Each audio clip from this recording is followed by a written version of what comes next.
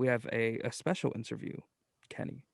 Yes, we do, with the mayor of Paterson, New Jersey, Mayor Andre Saya. Thank you, Mr. Mayor. It's fun to say that, Mr. Mayor, for being here. Thank you, Kenny, the man of 1,000 nicknames. And before we're done, I'm going to give you 1,001. I'll add to it. Yes. Thank you so That's a nice much. ring So to the it. reason that we have you on is we want to talk about the Johnson & Johnson vaccine Sure. and how that's affecting Paterson, because that's a big hotspot for vaccinations. And you also got that one recently. So I did. before we get into it, how are you feeling? I feel fine. If you want me to do some push-ups right now, I'll do it. I can do about 25.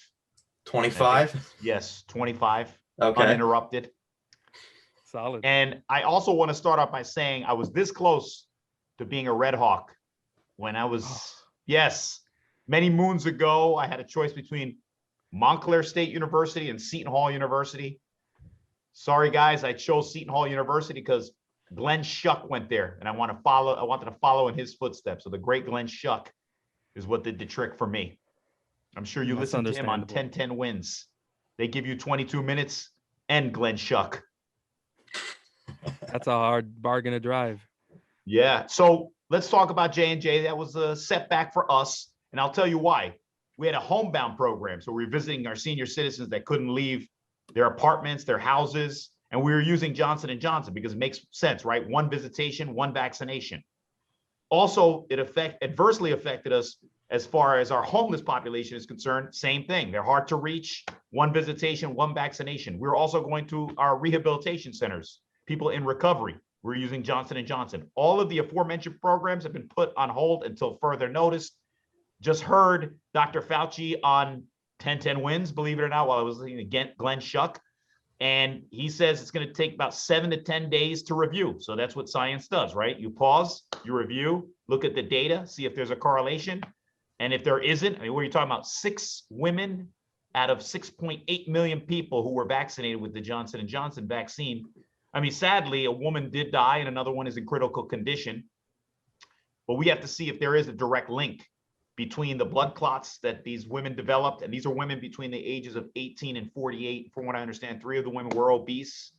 So we're not sure what some of the contributing factors are, but we have to analyze the entire situation from every aspect of it, because we are scrambling to get more Moderna vaccines. And we just partnered with St. Joe's Hospital to get Pfizer. Now, Pfizer requires special refrigeration.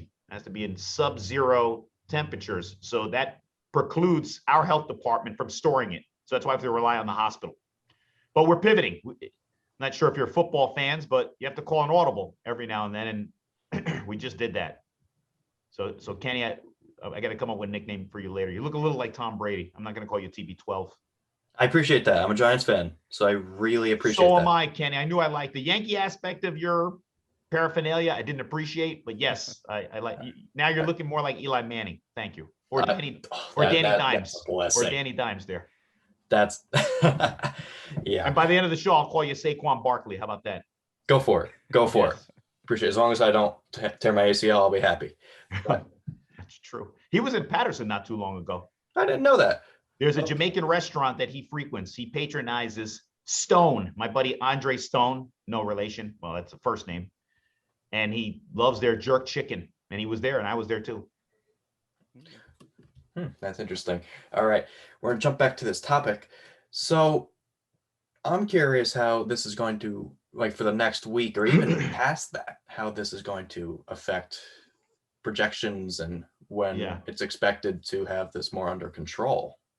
So Tuesday, when the CDC and FDA announced or recommended that we put J&J on hold, my public health officer said we have to cancel Tuesday's sessions. And we had appointments and we had walk-ins. And we sometimes get 600 walk-ins on a given day. Pattersonians, that's our demonym, by the way. Our demonym, Pattersonians, one of my favorite demonyms, along with what they call themselves in Los Angeles, Angelinos. That's a good demonym as well. But nevertheless, we had to cancel. Thank God for the governor's office. They got us Moderna yesterday.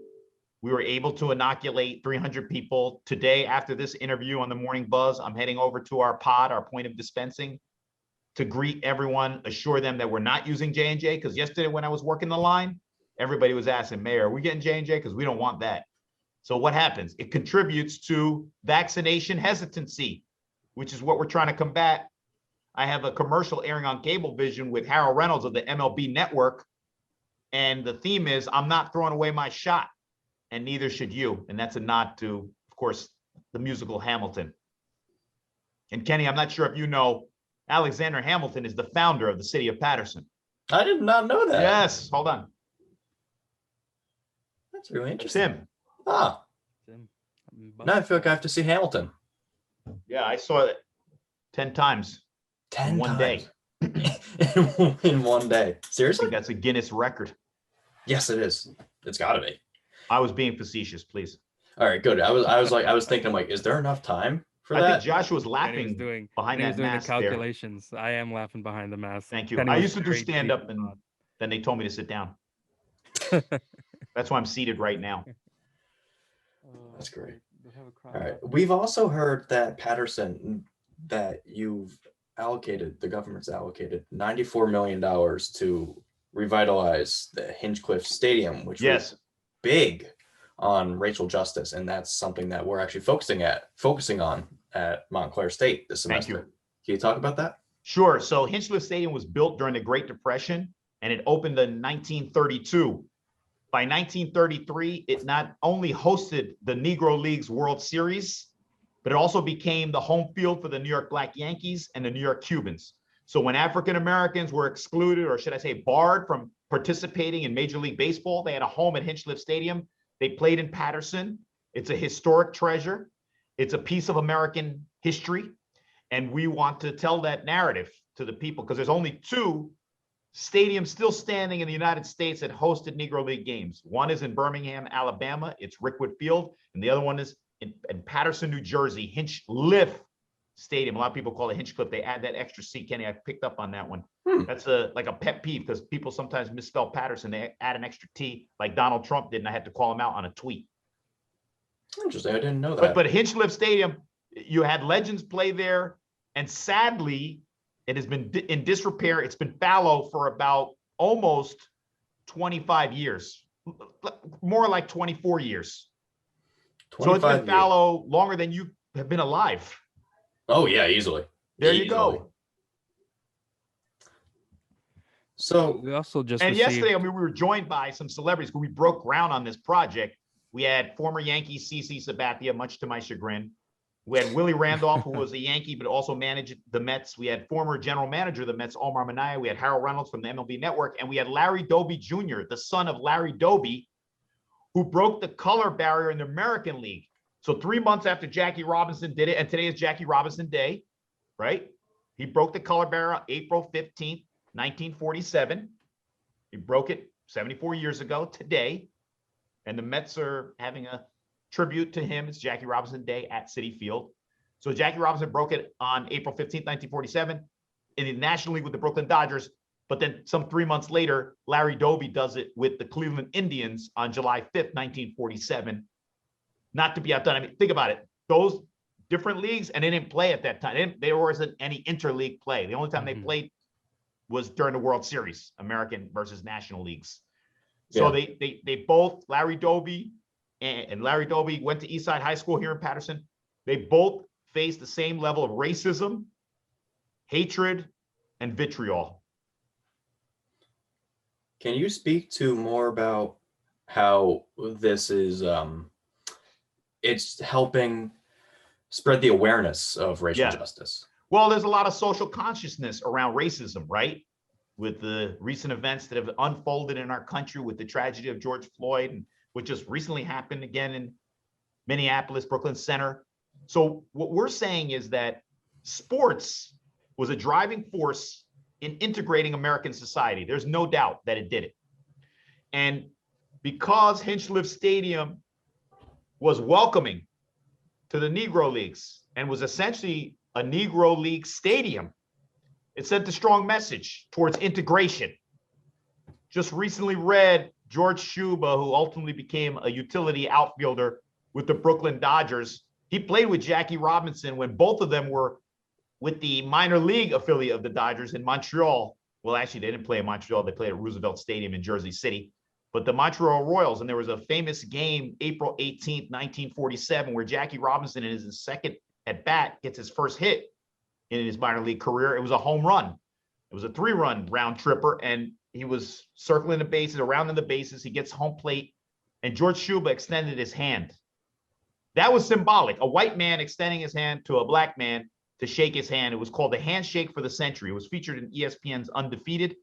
And now, to pay tribute, in George Shuba's hometown, Youngstown, Ohio, this Sunday, to commemorate the 75th anniversary of that handshake of the century, they're unveiling a statue of Jackie Robinson and George Shuba shaking hands. Wow. Something as simple as a handshake, because at that time, it was discouraged. Oh yeah, no, I could completely believe that. It's handshake. It's respect. It's putting you on an equal level. That's right. Exactly. Very good. And Kenny, if you've seen the movie 42, I have not. I've been meaning to. The late and lamented Chadwick Boseman. One of the pivotal scenes in that movie, or poignant scenes in that movie, is when Pee Wee Reese puts his arm around Jackie Robinson. Yeah, that came after what I just explained as far as George Shuba is concerned. Yeah, that's friendship, that's camaraderie, and that's something that Black people and other races have faced problems with for centuries. Correct. And it's good that Patterson's allocating money for this. And what can you speak about other than just Hinchliffe Stadium? As apparently it's Hinchliffe. Didn't know that. Good, Kenny. That's right. I'm learning. I'm learning. You redeemed yourself in my eyes. Yes. So behind me, I don't know if you see it, there's a rendering. That's Lou Costello Memorial Park. Lou Costello of the famous Abbott and Costello comedy duo. As a matter of fact, Abbott and Costello are enshrined, or they've been inducted into Cooperstown, the Baseball Hall of Fame, the only two non-baseball players. Who's on first? Who's on first routine. Lou Costello hailed from Patterson. He was a proud, what's our demonym again? Pattersonian. Pattersonian, very good. So we're renovating a park, $1.2 million, federal, mostly federal funds. And this park will have a special feature. It will be the first of its kind in our city to accommodate children with autism. Wow. Yes, big deal. And it's taking place right now. Kenny, Josh, I cordially invite you to come down here. You see for yourself, visit Hinchliffe Stadium, visit Lou Costello Park, see the before pictures, and then appreciate the after. We also have the Great Falls, and we're building a first-class visitor center at the Great Falls, which is the symbol of our city, because we want to become a top-notch tourist attraction. And the visitor center is going to be named after none other than our founder, Alexander Hamilton. That was great, Mayor Sayegh. Do you have any final thoughts here as we wrap up? I really appreciate the opportunity. I enjoyed the experience. I don't know if you'll have me on in the future. We'd love to. You got a great radio personality. And I got a great face for radio. Thank you. That's what they tell me all the time. We've heard that one. You've heard that one? I can't even see your face, Josh. I can't even tell if you have a great radio face. Oh, believe it, you just have to take my word for it. Patterson, such a historic city. It was great to have you on to talk about it, talk about the amazing things you're doing. And my mind just went blank. Well, I'm still trying to think. I mean, Kenny's starting to, like I said, he looks like Daniel Jones. They call him Danny Dimes. I don't want to call you Kenny Penny. We need that last extra nickname. There you go, right. Kenny Penny. I'm gonna start saying the man of 1,001 nicknames. Oh man, reminds me of a wrestler. I don't know if you remember. You're too young. It was Mil Mascaris. He was the man of 1,000 masks. Oh, yes. Did not know that. When my wife tells me all the time, I'm fraught with frivolous facts. I taught at MSU for 5 years, so the poor students had to be subjected to that as well. Yeah, I just saw that in the chat. Quality luchador. They know who Mil Mascaris was. Yeah, Isaiah knows. He's lurking, but that's impressive. Is he fraught with frivolous facts as well? He seems like someone who's fraught with frivolous facts. Yes, very good. He seems Kenny like Penny, you know we're 2 weeks away from the NFL draft. I expect you to have a mock draft pretty soon. Who are we going to get at 11? Oh, that's tough. Getting quizzed. That is tough. Ooh, that's too hard of an answer. People think the Heisman Trophy winner is going to drop and land in our lap. Devontae Smith. I don't know about that. We need a linebacker. The last 3 years, Gettleman's gone offense in the first round. Yeah. We got to solidify our defense. Yeah, no, completely. Completely Every agree. time we win a championship, obviously we have a steady, stable quarterback, but we also have an impressive, solid defense. Yes, we do, sir. And that's what got us back to the LT, playoffs. Carl Banks, Harry Carson, and then Justin Tuck, Michael Strahan, O.C. Umenyiora. Yeah, and that's what got us to the playoffs a few years ago. It wasn't much the offense, it was the defense.